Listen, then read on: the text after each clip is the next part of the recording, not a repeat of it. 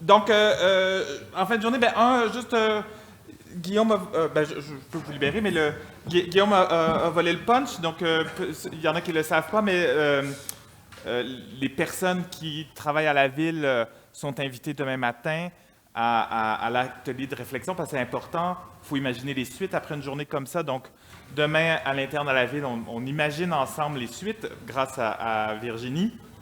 Donc, les portes vont ouvrir dans la même salle à 8h30. L'atelier va commencer à 9h, devrait se terminer vers midi. Puis, vous êtes aussi conviés pour le lunch, si jamais ça ne dépasse pas, puis pour satisfaire tous les horaires.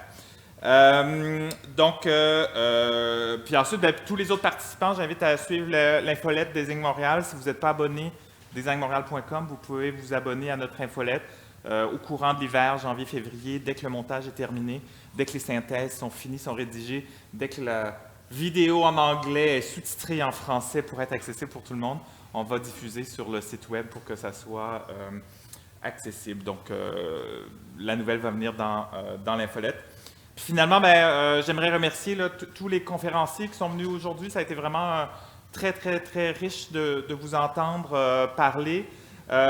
J'aimerais aussi remercier un partenaire qui est passé rapidement, vite dans la journée, donc le Centre Jacques-Cartier pour l'organisation des entretiens Jacques-Cartier. C'est quand même un prétexte fantastique de pouvoir collaborer. On a appris d'ailleurs, grâce à eux hier, que l'année 2023 va être l'année franco-québécoise de l'innovation. Un nouveau prétexte de collaborer ensemble sur notre thématique d'aujourd'hui. On va surveiller les appels à projets pour être sûr d'y être. Nathalie, Sonia, Isabelle, oui, merci beaucoup d'être présente puis d'avoir travaillé avec nous pendant un an là, pour cette activité-là. Puis finalement, nos grands deux partenaires locaux, la Maison de l'innovation sociale, l'université, l'école de design de l'Université Laval, merci aussi d'avoir été très présent. Puis pour la rapidité des échanges, vous avez vraiment nourri notre réflexion. Finalement, au sein de l'équipe, c'est quand même important cette équipe-là. L'événement n'aurait pas été possible sans l'investissement très important d'Émeric, particulièrement depuis 6 mois.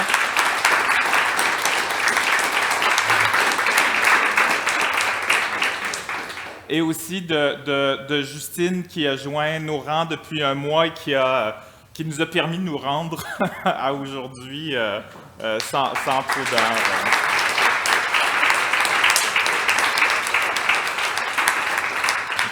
Il y a aussi Jeanne qui nous a aidés aujourd'hui, moins impliqué dans l'organisation, mais qui était somme toute essentielle. Puis Raphaël qui nous a dépanné aujourd'hui, qui n'est pas dans notre équipe, mais pas loin, mais parce que Jacinthe a dû se décommander à la dernière minute. Donc, merci Jacinthe par la voie du replay aussi. Finalement, c'est pas dans mon texte ici, mais il y a une dernière personne, on n'a jamais eu l'occasion de la remercier publiquement depuis son départ de la Ville de Montréal. Mais Marie-Josée, merci beaucoup d'avoir établi ces collaborations-là.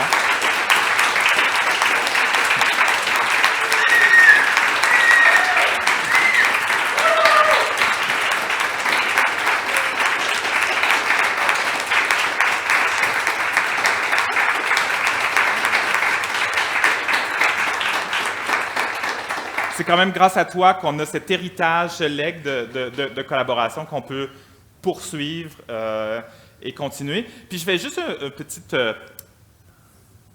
petit sourire, si on veut, diapason pour dire que le projet Réalisons Montréal Ville UNESCO Design est aussi né dans une collaboration entre la ville et un groupe de recherche. Puis tout au long de la journée, ça ne paraît pas, mais cette collaboration-là, elle vit toujours aujourd'hui. Beaucoup de gens de la chaire UNESCO en paysage et environnement sont passés dans la salle ou sur la scène. Donc c'est toujours cette collaboration, même si nos affiliations sont différentes.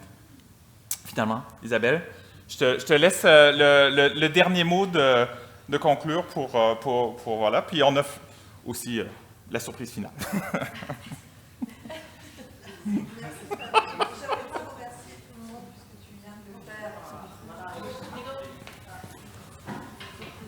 Oui, merci Patrick. Donc, et merci à tous. Je ne vais pas recommencer parce que tu as bien cité tout le monde, remercier tous les intervenants, tous les participants, toutes les équipes. Et je ne sais pas si on a le temps de passer encore notre vidéo ou pas. Oui. Ok. Merci beaucoup. Donc, pour que notre écosystème soit complet et qu'on puisse collaborer effectivement tous ensemble, à la fois avec les écoles, les designers, la parole de nos politiques, de nos élus qui nous soutiennent est importante. Donc, on voudrait vous passer notre président de la Cité du Design et l'élu de Saint-Étienne et Saint-Étienne Métropole qui nous soutient, qui souhaitait vous dire quelques mots en conclusion avant d'aller continuer la collaboration autour d'un verre tous ensemble pour rêver le monde de demain. Voilà, donc Marc Chassot-Béné, notre président. Mesdames et messieurs, tout d'abord, je voudrais vous dire à quel point je suis heureux et fier de participer à vos côtés au 34e colloque des entretiens Jacques Cartier consacré à l'innovation par le design dans l'action publique. Cet événement s'inscrit dans une collaboration de longue date avec Montréal, ville membre du réseau des villes design UNESCO, comme la ville de Saint-Étienne. Nous considérons ces rencontres comme une plateforme de collaboration et d'inspiration mutuelle. Elle permet aux membres de partager des idées et des bonnes pratiques pour développer l'innovation en s'appuyant sur le design afin d'imaginer et de créer des villes créatives durables. La Cité du Design et l'École supérieure d'art et de design de Saint-Étienne participent aux entretiens Jacques Cartier depuis 2003 sur différentes problématiques telles que les villes laboratoires, le design médical, la mobilité, les innovations collectives et dernièrement la résilience et la qualité du logement. Depuis 2010, Saint-Étienne est la seule ville française créative de design de l'UNESCO. Elle est également ville inclusive et durable de ce même réseau. La mission de Design Management, créée dès 2011 au sein des collectivités de Saint-Étienne Métropole et de la ville de Saint-Étienne, a permis de renforcer la promotion et l'innovation par le design dans l'action publique. L'expérience de Saint-Étienne en matière de design des politiques publiques est importante. Et elle poursuit son rôle de pionnier avec la création d'un diplôme national supérieur d'expression plastique, mention design public, par l'École supérieure d'art et de design de Saint-Étienne. Depuis 2014, Saint-Étienne Métropole développe de nombreuses actions dans l'enseignement supérieur, l'entrepreneuriat et le rayonnement culturel, misant sur l'innovation, la culture et la créativité des designers.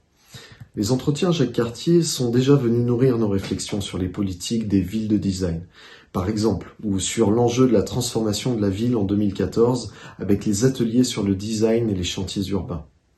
Depuis, la ville de Saint-Étienne a mené une série de projets expérimentaux invitant les designers et les urbanistes à investir la ville et les quartiers à l'occasion de projets urbains en association avec les habitants et la fabrique de la ville.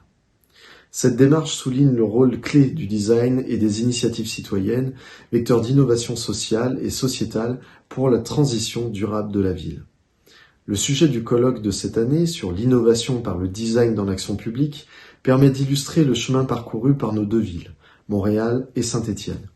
Il permettra certainement d'élargir la réflexion afin de réussir l'ambitieuse et indispensable transition écologique et sociétale que nous devons mettre en œuvre dès à présent.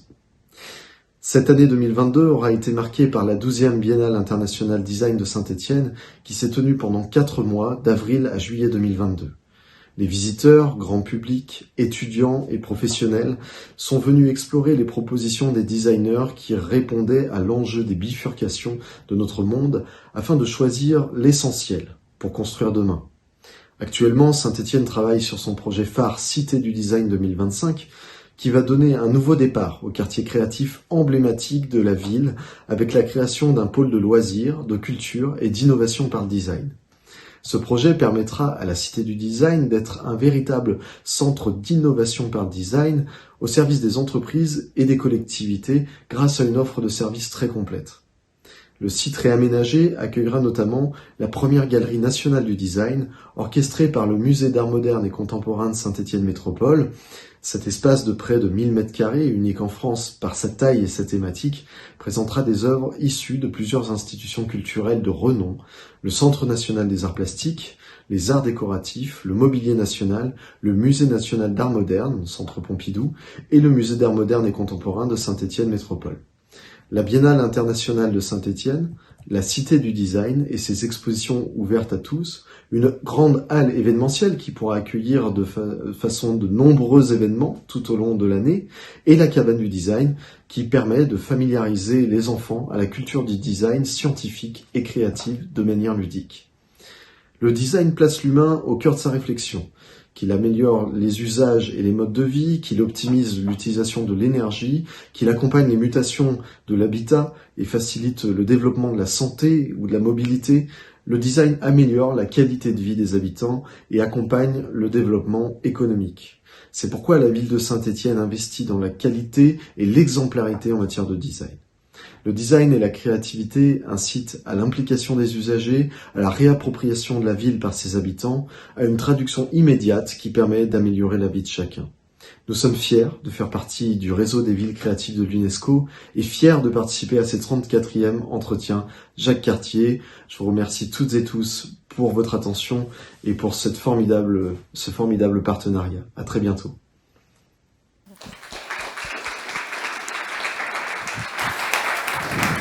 Il reste une personne à remercier, le maître de cérémonie. C'est comme ça qu'on dit en québécois. Merci Patrick pour cette belle animation toute la journée.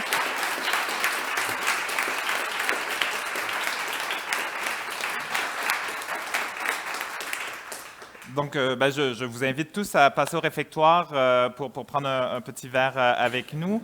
Et l'équipe de Saint-Étienne et peut-être notre petite équipe, si on peut prendre une photo avant la photo protocolaire officielle.